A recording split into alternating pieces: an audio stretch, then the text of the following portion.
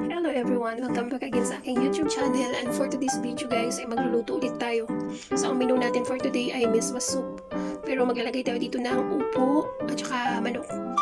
Ayan, meron tayong upo, kamatis, sibuyas, miswa, yan, bawang, luya at saka yung ating pampalasa. Gumamit ako dito ng chicken breast. Yan, meron tayo ditong mantika. Magagamit tayo dito ng mantika at saka black pepper at saka chicken broth. So ayan guys, yung ating mga sangkap na mga gagamitin dito sa ating pagluluto ng ating miswa soup. Gagamit din tayo dito ng patis sa napampalasa. So ayan, bago ang lahat, don't forget to subscribe sa ating YouTube channel. So dito, magpainit lang tayo ng kawali. Ayan. Maglagay tayo ng mantika. Painitin lang natin yung ating mantika. Then, igisa natin yung ating luya. Sibuyas. Igisa lang natin.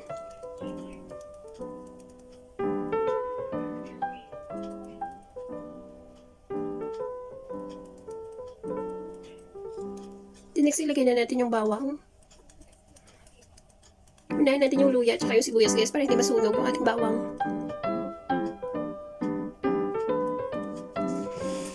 Yan. Igisa natin until mag-golden brown yung ating mga sangkap.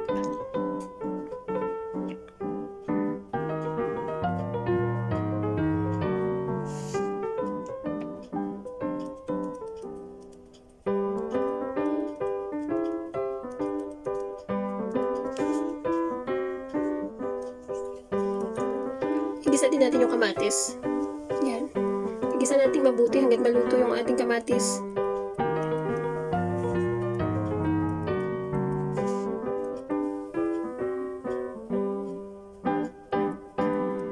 So, ayan. Once na maluto na yung ating kamatis, kailangan luto yung ating kamatis.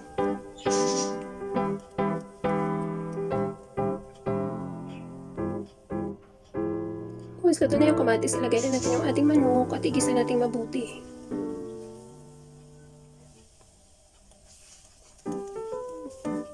Hindi na to sa tayo chicken.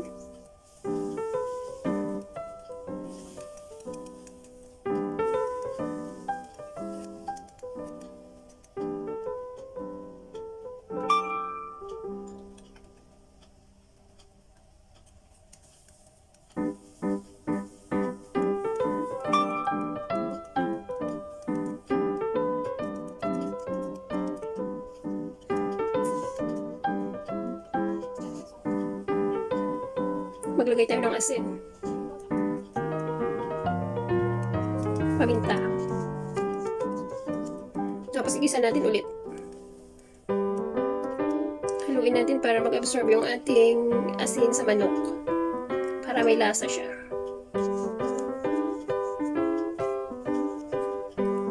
Tsaka palambutin natin. Yan, igisa muna natin mabuti para mag-golden brown yung chicken. Then, saka tayo maglagay ng chicken broth. Kung wala kayong chicken broth, guys, pwede din kayo maglagay ng tubig. Kaya, pwede din kayo maglagay ng hugas bigas. O, ayan, ilagay na natin yung ating chicken broth. Pwede din kayo mag-add ng water. Gumamit ng water dyan. Or kaya yung hugas bigas. Mas masarap siya guys, yung hugas bigas. Yung maghugas kayo ng bigas, itapon nyo muna yung unang hugas, then the second one, yun ang isasabaw ninyo sa inyong soup. Sa mga sinigang, yun, ganun. Masarap siya guys.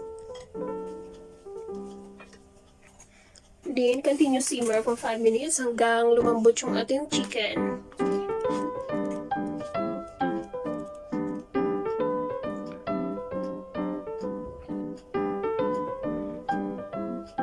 So ayan, sa mga hindi pa nakapag-subscribe sa aking channel, please don't forget to subscribe at paki-like na rin yung ating video at i-click ang ating notification bell para updated po kayo sa aking mga upcoming videos.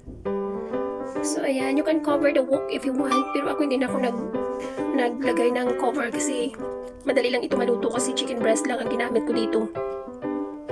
So, ayan, kumukulo na siya, guys.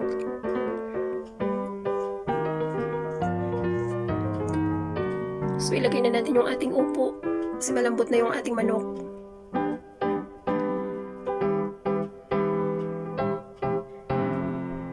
You can add your chicken broth or you can add water kasi ang miswa minsan nag-absorb siya ng sabaw.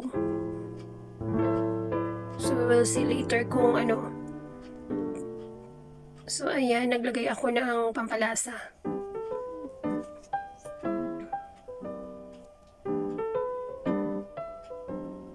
Haluin lang natin para mag-absorb yung ating pampalasa na nilagay. So, ayan, naglagay ako ng patis pala.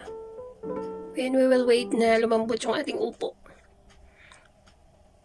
Kahit nandito ako sa ibang bansa, nagluluto ako ng mga pagkain Pinoy na namimiss ko. Kaya, namimiss kong kumain ng miswa at saka upo, so I decided to cook for my own.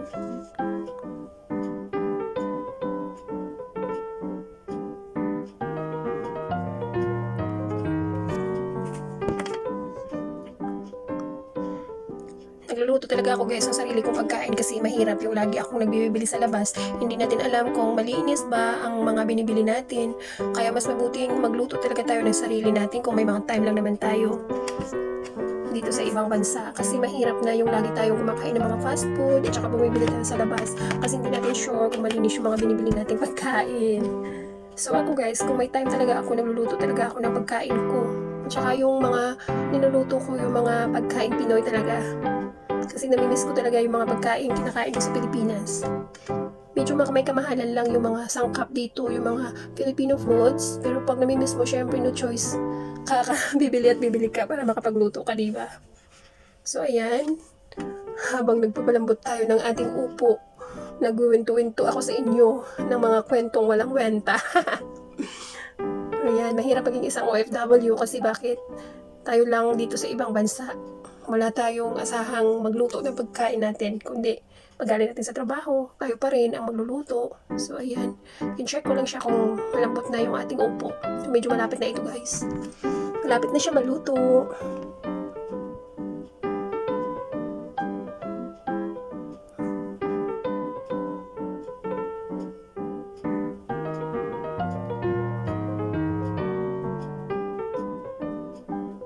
So habang nagpapakulo tayo ng ating papalambot tayo ng ating upo, maghuhugas muna ako ng ating mga kalat para pagkatapos ko magluto, wala na akong hugasan, di ba?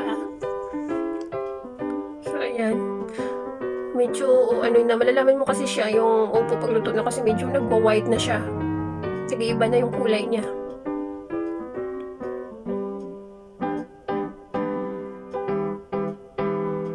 Moderate lang kasi ang apoy kong nilagay guys. Kasi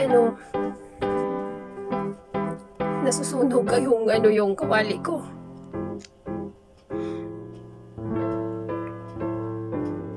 So ayan, medyo luto na yung ating upo.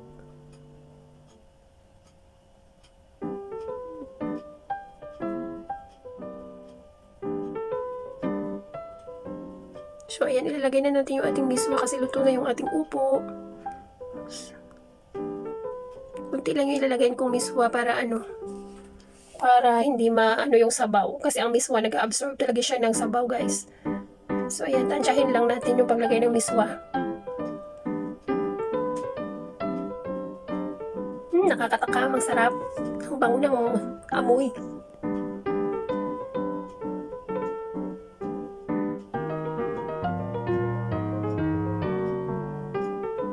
So ayan, shoutout sa ating mga OFW saan mang dako ng mundo. Lagi po tayong mag-ingat.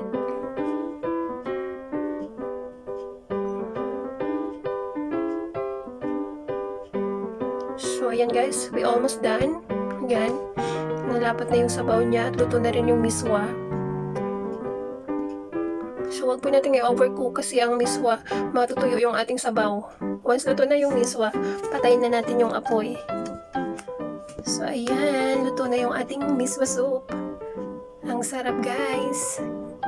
Ihanda na ang lamisa para sa hapunan, tanghalian. So ayan, may time ako magluto ngayon guys kasi wala akong pasok.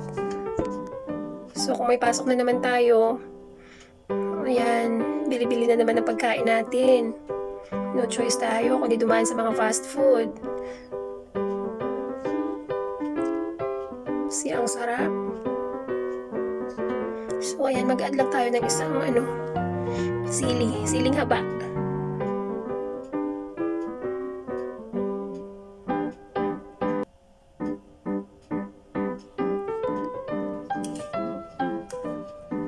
So, ayan, luto na guys yung ating mismas soup.